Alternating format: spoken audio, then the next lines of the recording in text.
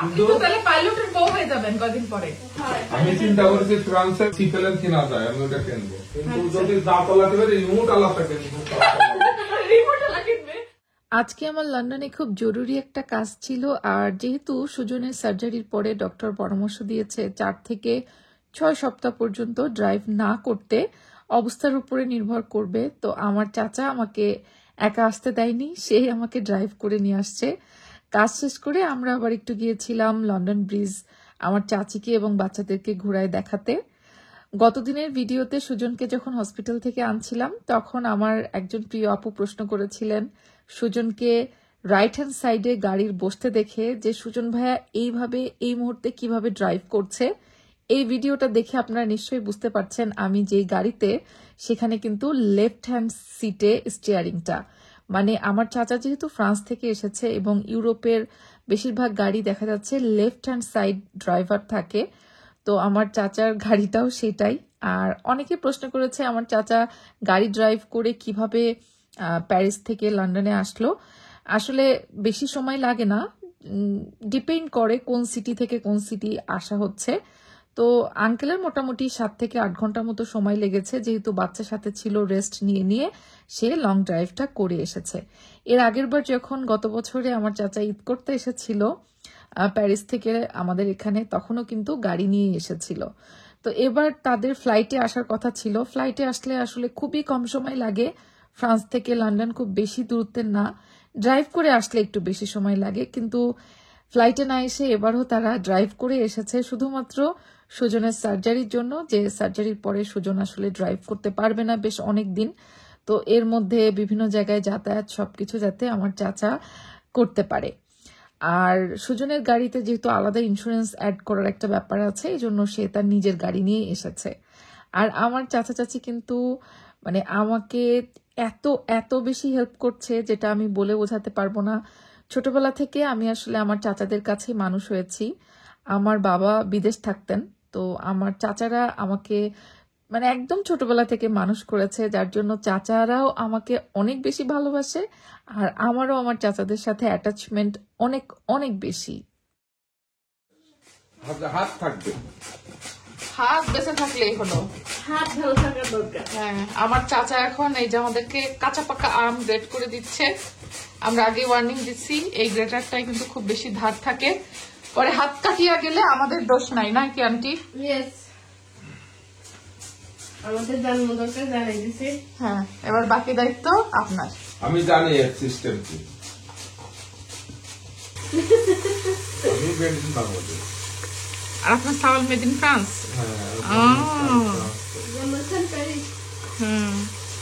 আর এইদিকে হচ্ছে হলো হাঁসের মাংস ভুনার জন্য প্রস্তুতি। এই যে এখানে আমি হাঁসের মাংস এমন ভাবে রেডি করছি, ফিনিশিং দেওয়ার আপনার ইচ্ছা করলে আটিও দেখতে পারবেন। আর আটিও কি গ্রেট করে দিবেন আঙ্কেল? এই যে না দেখা যাবে আটি। ও আচ্ছা, আঙ্কেল রুটির ডিপার্টমেন্ট কিন্তু আপনার। বিমানও চালাতে পারবো আল্লাহ। আপনি তো তাহলে পাইলটের বউ হয়ে যাবেন কদিন পরে। হ্যাঁ, আমি চিন্তা করেছি ফ্রান্সে বিমান সিপেলেন কিনা যায়, আমি ওটা কিনবো। তাই কিন্তু যদি দা তলাতে পারি রিমোট আলাদা কিনবো। রিমোট লাগিয়ে তুমি তো বলো না যে আমার বসে চালাতে হবে, আমি হাত দিয়ে আকাশে উড়া নিয়ে ওটা চালানোর ভিতরে ব্যাপার আছে, সবাই পারে না। সেটাই তো, ওটা আরো কষ্টকর, যে পাইলট সেও পারে না। তাই তো, বিশাল ব্যাপার। শুনলেন তো, জোকস অফ দি ইয়ার। সবাই তো আমাকে বলবে পাইলটের মানে বিমানের মানে চালকের বউ, আপনারা কি বলবেন? হ্যাঁ, আমি হচ্ছে পাইলটের ভাতিজি। আরে সমস্যা হলে গাড়ির উপরে একটা প্লাস্টিক বিমান লাগানো।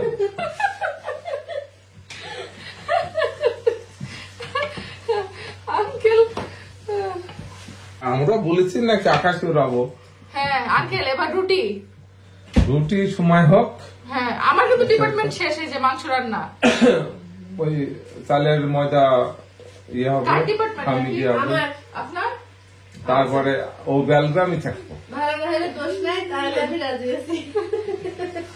চেষ্টা ট্রাই হবে। Try, হ্যাঁ। আমরা অবশ্য অলরাউন্ডার, সমস্যা নাই, আমরা খাইতেও ভালো পারি, আচ্ছা। রান্না পারলে খাওয়া ভালো জানে নাকি। ঠিক আছে, আজকে দর্শকরা দেখবে যে ফ্রান্সের রুটি কেমন হয়, ফ্রান্সের রুটি আসলে কেমন, হ্যাঁ ফ্রান্সের রুটি দেখতে কেমন হয়। আচ্ছা ঠিক আছে।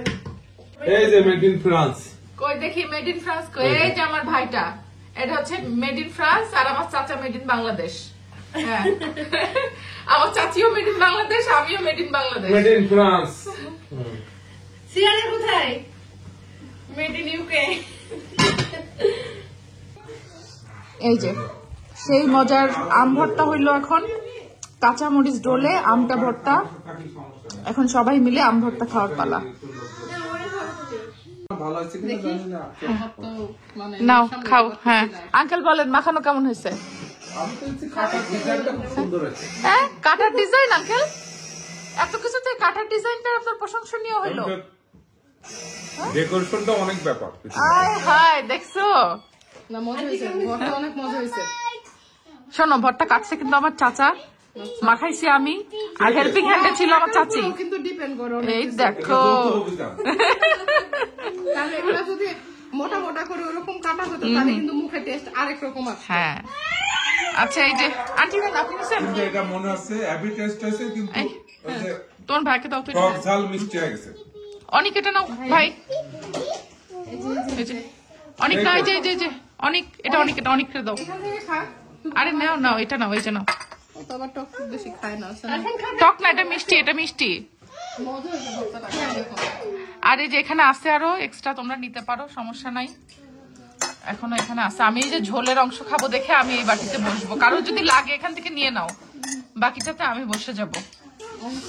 এই ঝোলটা খেতে আমার এখনই জিভায় ঝোল চলে আসতেছে। নারিকেলের দুধ দিয়ে হাঁসের মাংসের ঝোল বানাইছি, আর কোনো পানি দেই নাই, এখান থেকে যথেষ্ট পানি বের হয়েছে। এখন একটু কাঁচামরিচ দিয়ে দিলাম, আর লাস্টে হচ্ছে একটু ভাজা মশলা আর পেঁয়াজ বেরেস্তা দিয়ে নামায় নিব, ঝোলটা আর একটু শুকানোর পরে। হাঁসের মাংস আমার ডান।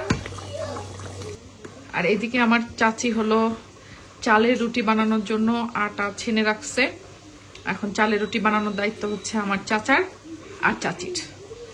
অনেক সিথি আসো, হাঁসের মাংস আমার রান্না করা, চালের রুটি আমার আঙ্কেল আন্টি বানাইছে, আসো।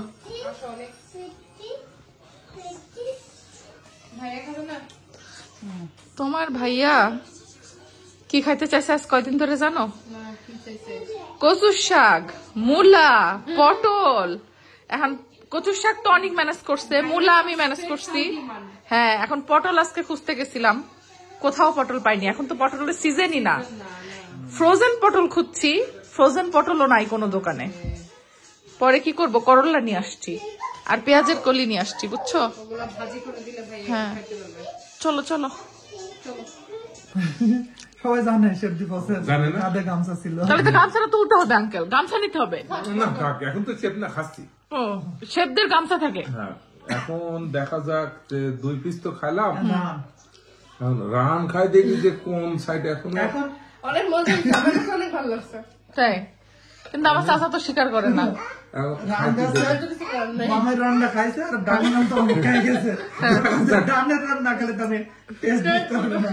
তাহলে তো এখন অনেকের ডাকে নিয়ে আসতে হবে। দুজন মিলে আসলে খাই দেখি, খাওয়া তো শেষ হলি না বলবো, অল্প একটু খেলে বোঝা যায় না। আচ্ছা পুরো খাওয়ার পরে পেটটা ভরলে তো ওরা হাঁসটা রান্না করে আপনার আঙ্কেলের সামনে দেওয়া উচিত ছিল, যে এবার আগে খেয়ে বলো কেমন হয়েছে। না হাঁস পুরাই আছে, সমস্যা নাই, বেশি আমরা খাইনি, আঙ্কেল এবার খেয়ে বলবে।